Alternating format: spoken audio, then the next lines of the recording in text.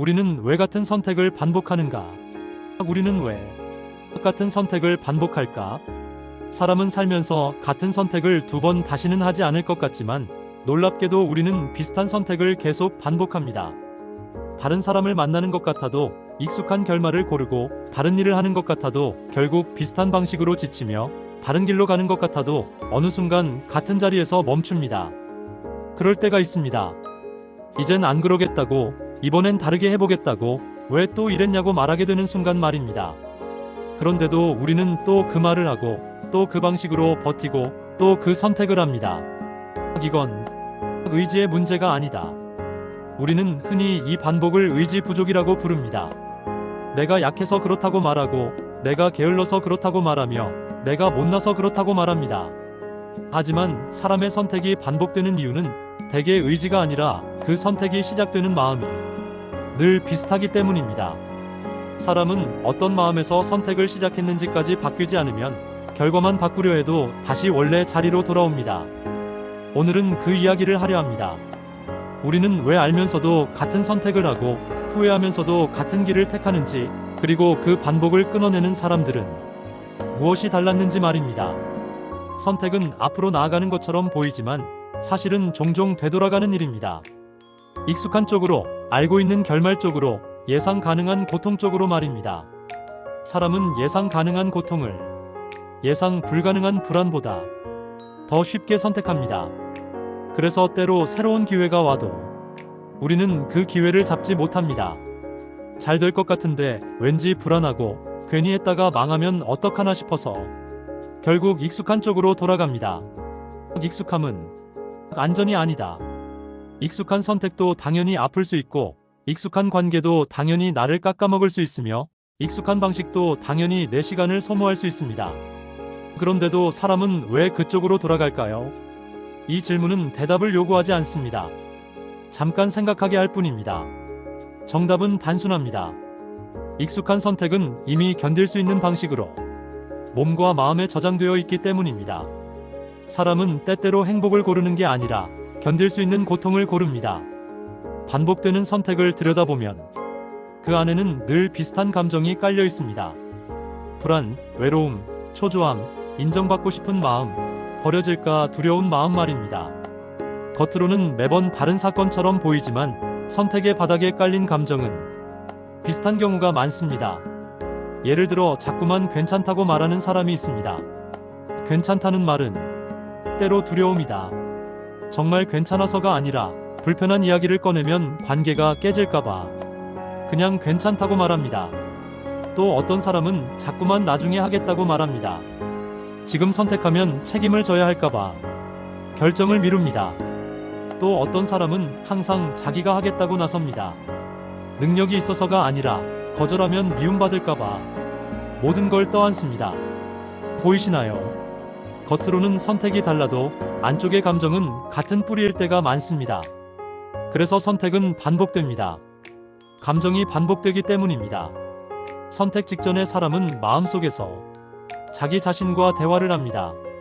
이번엔 참자. 괜히 나섰다가 손해본다. 지금은 아닌 것 같다. 어차피 달라질 게 없다. 내가 하면 망칠지도 모른다. 선택은 마음속 문장에서 시작된다. 이 자기 대화가 늘 같은 방향이면 선택도 늘 같은 방향으로 흐릅니다. 그래서 선택을 바꾸고 싶다면 결심보다 먼저 자기 자신에게 하는 말을 바라봐야 합니다. 선택은 밖에서 바뀌지 않습니다. 안에서부터 바뀝니다. 같은 선택을 반복하는 사람들에게는 몇 가지 공통점이 있습니다. 자기 마음을 너무 늦게 알아차리고 선택이 끝난 뒤에야 내가 그때 불안했구나 하고 뒤늦게 깨닫습니다.